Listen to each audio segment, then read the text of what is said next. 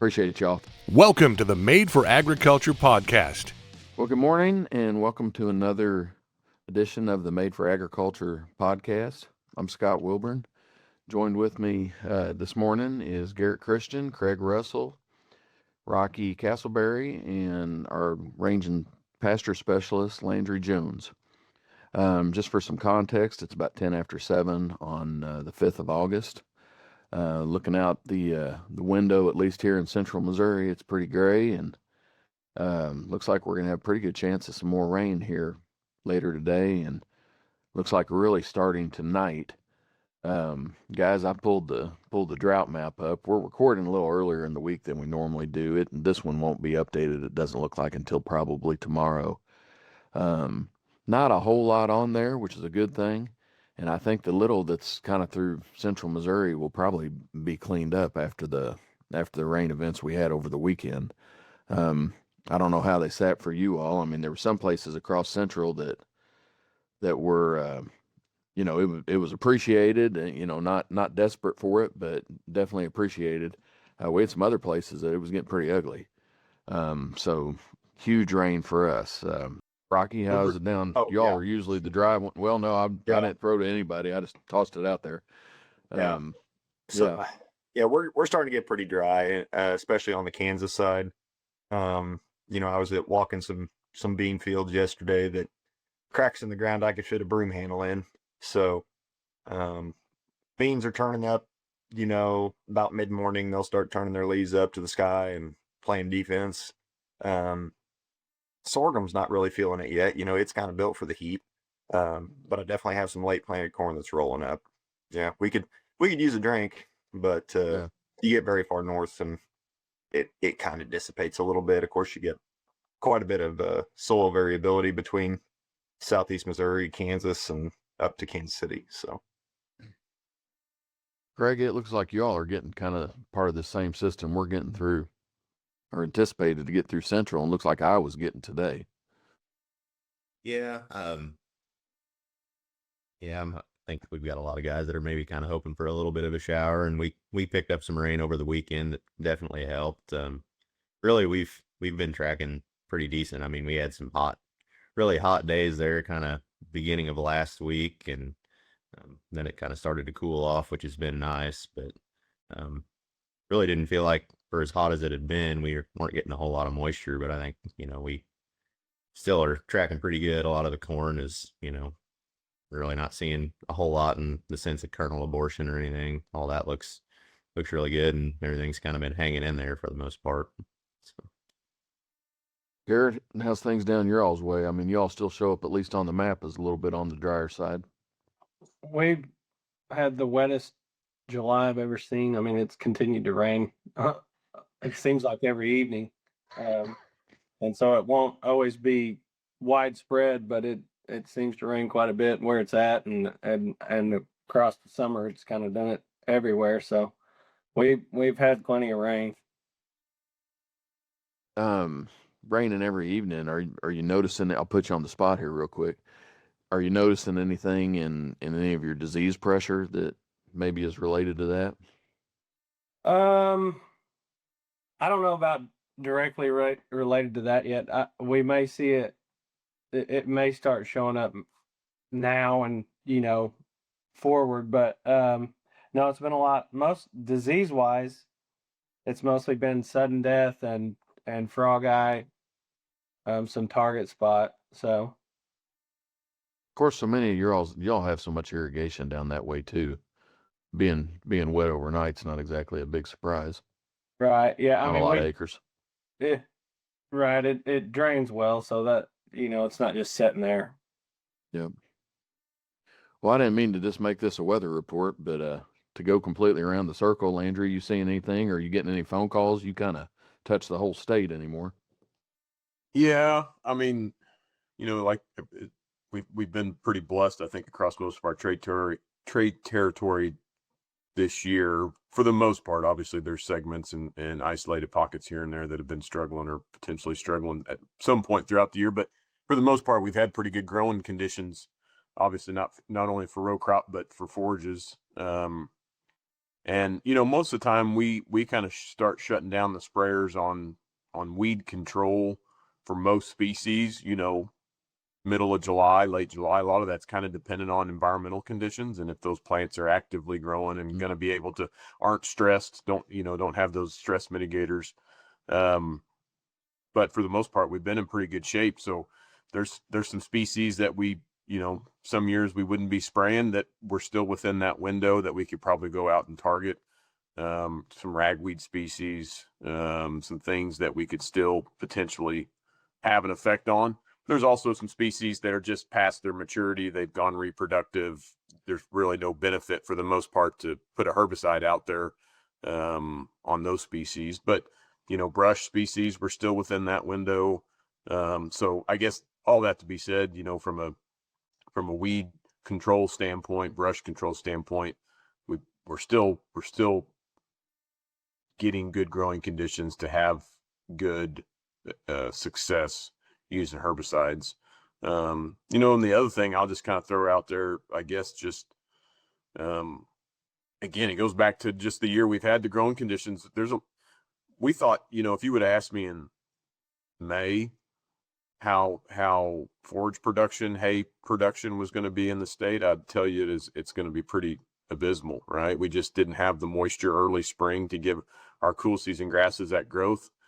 But boy, it seems like from when we started getting a lot of good consistent moisture in early May through still now, those forages have made up for it. We've had still good growing conditions, and I hate to keep reiterating that, but we have. I mean, it's just the dang truth.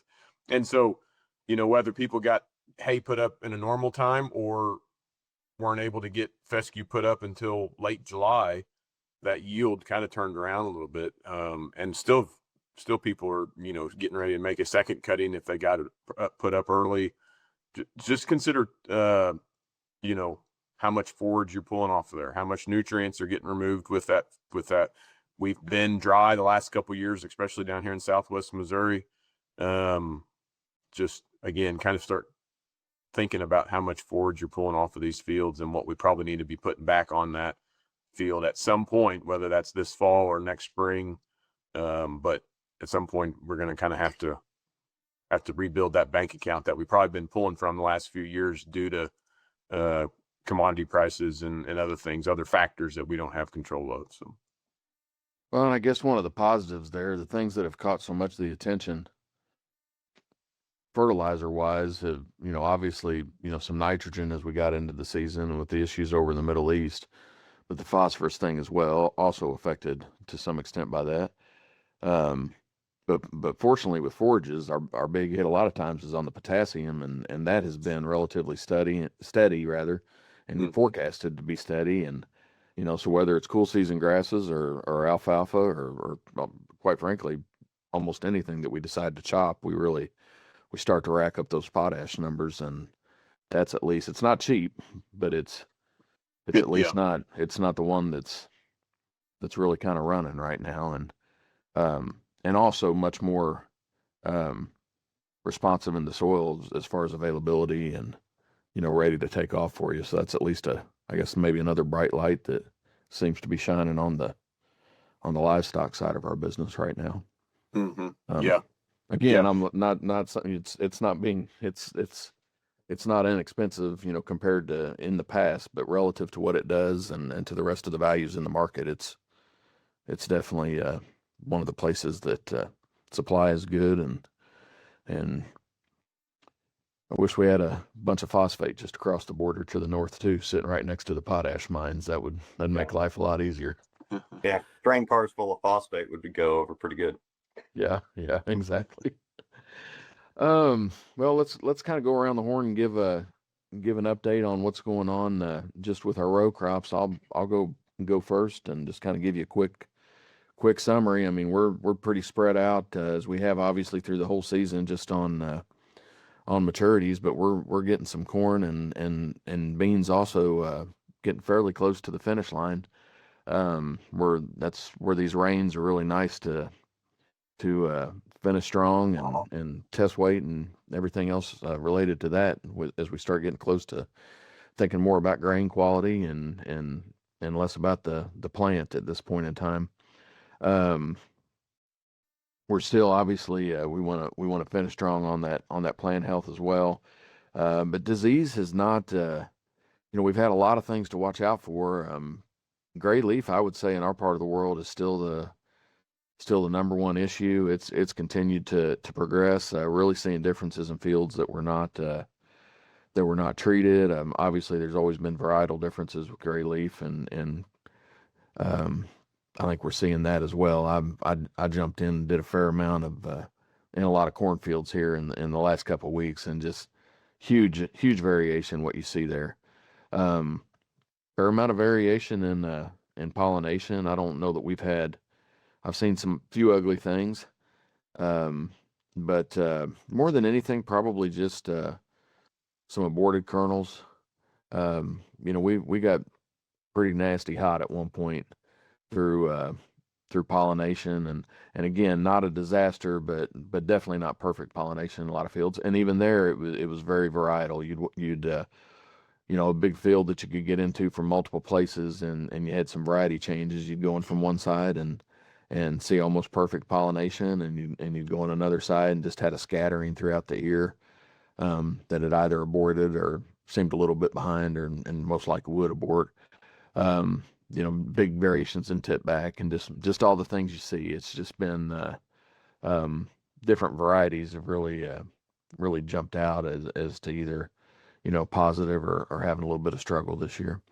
I was going to say we're southern rust is more of an issue probably in the southern part of the central region. You get down around that Highway 50 corridor, and my folks down there are definitely talking about southern rust quite a bit. They're not seeing tar spot down there though, even in places where they have seen it. As you get to the northern part, you get north of 70 and get closer to 24 and kind of through that area. They're seeing much more consistent tar spot, southern rust a little bit, but not near to the degree. So even in we're a wide territory, but north to south, not a terrible distance, but quite a bit of variation, just as you'd expect going south to north. But even on that small, however many miles that would be, it does change quite a bit. On the bean side, our biggest news this week, and I know Craig, you're going to have a little bit to talk about this too. We're starting to get more reports of red crown rot over on the eastern part of our territory, more like Pike County, Missouri, and kind of on the getting close to Audrain County. Not blowing up by any means, but I was a little concerned, as we often see with sudden death and some other diseases. Those diseases, the table was set earlier in the season. Really right around planting or shortly after. But a lot of times it takes a rain to start seeing those foliar symptoms, and I was a little concerned. I obviously loved to see the rain last weekend, but little concerned that was going to set some of those things off, and we started getting finding some stuff, and then hearing things that other folks are finding as well. So that's not taking over whole fields or anything like that yet. At least what we're seeing, small areas, but we are seeing it start to show up on this side of the river. So we'll try to keep that up here, Rocky. But at least the one thing that maybe is not on your all's radar yet. But what are you all?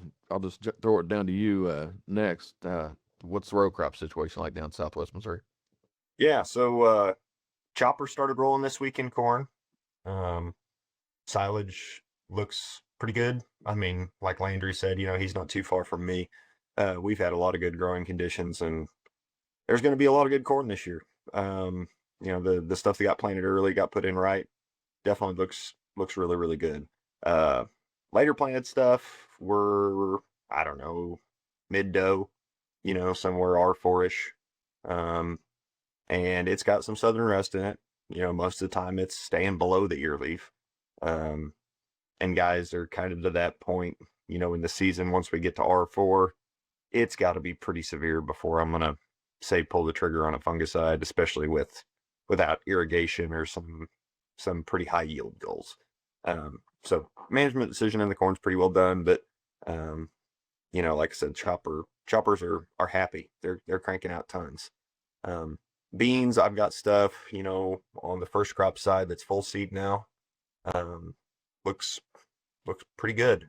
Quite a few, 4 bean pods, even on the tops of these plants as we go into pod fill, and really not many threats. I had my first field of earworm, podworm that was at threshold this week, but it was just at threshold. I mean, we were averaging, I think, 3 worms in 10 sweeps, and the threshold's 2.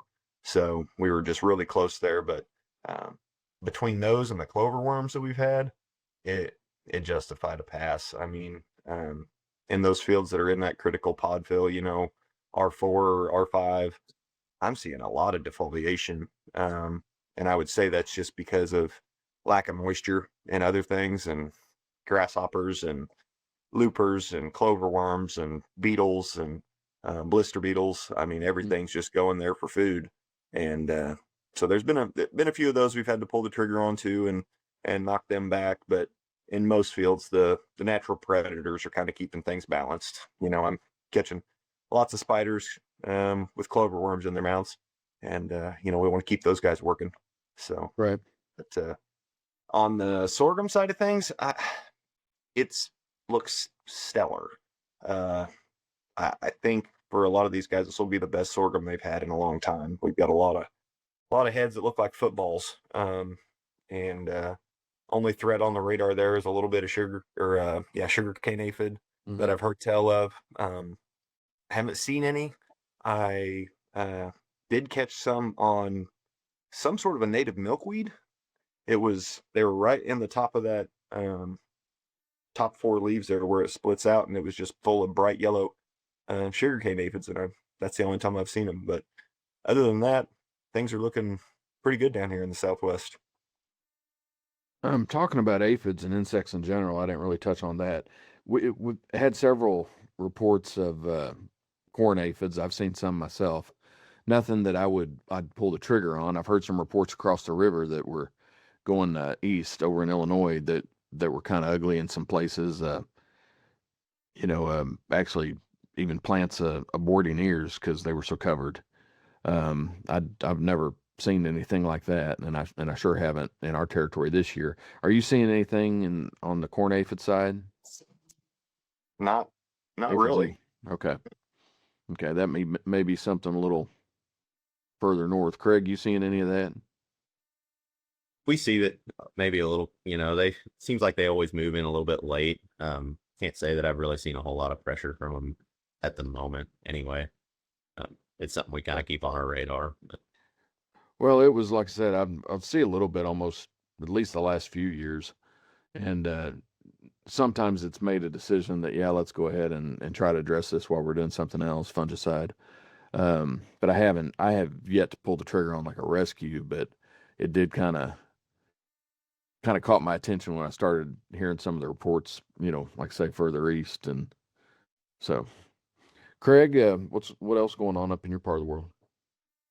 Yeah, we're tracking right along.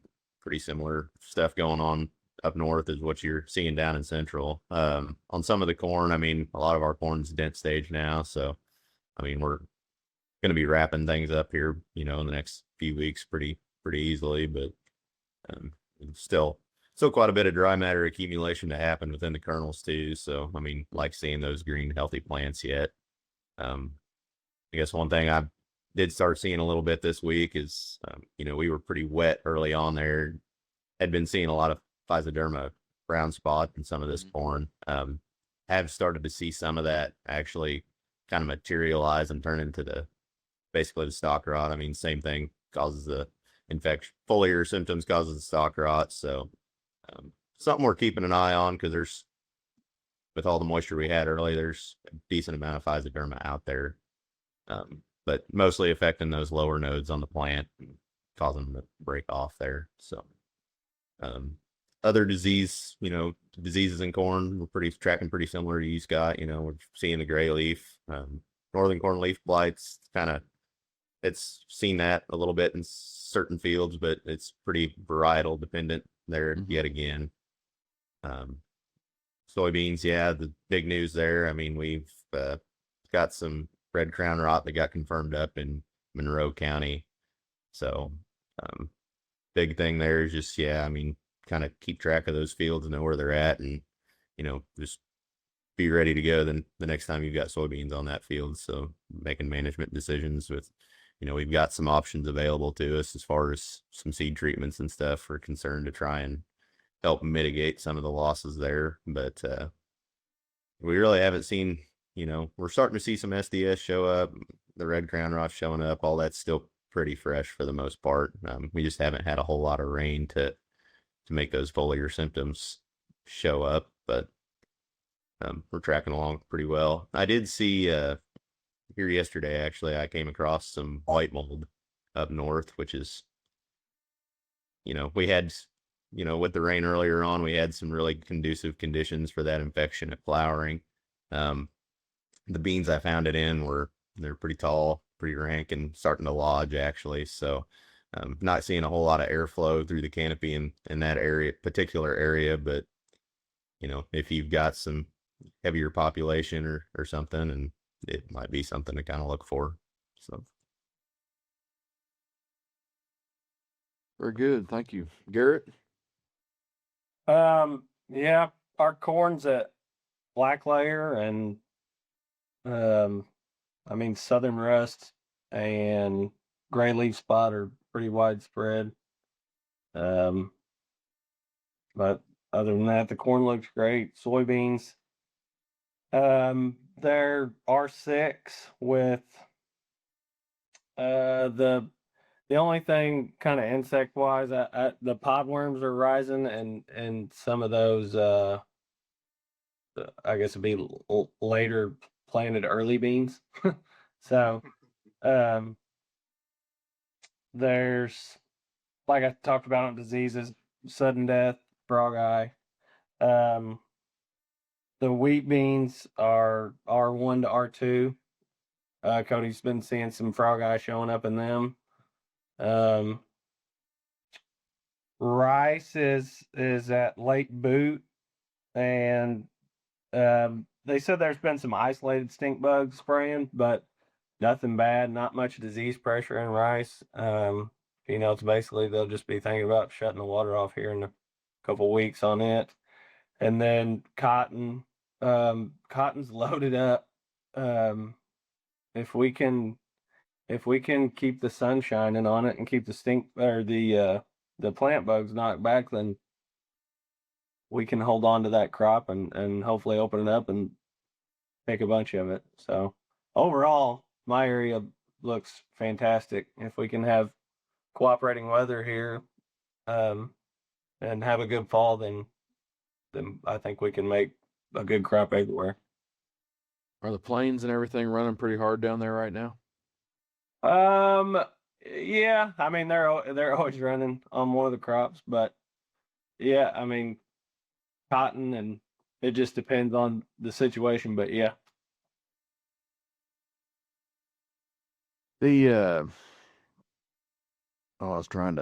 had a thought and I think it escaped me already, but appreciate it, Garrett. That's always like I say, you all are, it's just crazy how diverse we are in this state. Just that, we've got some corn that's still probably a couple weeks from tasseling. Sure doesn't catch the majority of it, but just pretty diverse, especially after you drop off down into that delta and everything changes real quick. Podworms, I know pretty much a perennial issue for you all.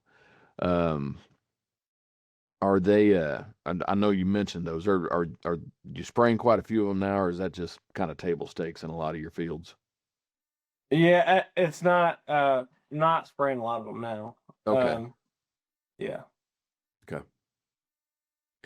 Well, keep those down there. We've had them creep up into our region a couple of times, and we've got to kind of watch for them because they're sure not everywhere. But when they get going, they can definitely they can do a lot of damage fast. Are you all seeing any armyworm down there yet, Garrett or Rocky? I haven't been yet. Rocky's got them over there west of us. Yeah. What are you seeing, Rocky? I'm seeing both fall and yellow striped Yeah. and sweet nuts. Not a ton of them, but just about every field, you'll catch one or two. Right. But nothing anywhere close to threshold, but they're around. So they're constantly giving me high blood pressure. But Yeah. Well, and it's we've had some yellow stripes show up here and there, and one field, I think they did pull the trigger on. It was pretty intense. Of course, that's why army worms, they'll show up and just wipe everything out in one area, and across the road, you don't find any of them. Just very isolated and hard to track. That's why I always try to at least ask about it. If we get some storms blow up from your all's direction, definitely something to be watching for. yeah, Um, and I've almost caught as many thistle caterpillars as I have army worm. yeah, They're quite a bit easier to spot than an army worm, but yeah, definitely something I've been seeing in the net. yeah. I guess to be clear, I'm kind of rocky, but I thought you meant have I seen a bunch of them? There are Yeah, around, but no, we haven't had sure. the masses moving. We sprayed. It's been probably 10 years ago. I think thistle caterpillars were bad enough that we actually sprayed some fields. You always kind of remember that. I think that's about one of the only. Most everything we deal with is moth larva. That's one of the few that's actually a butterfly.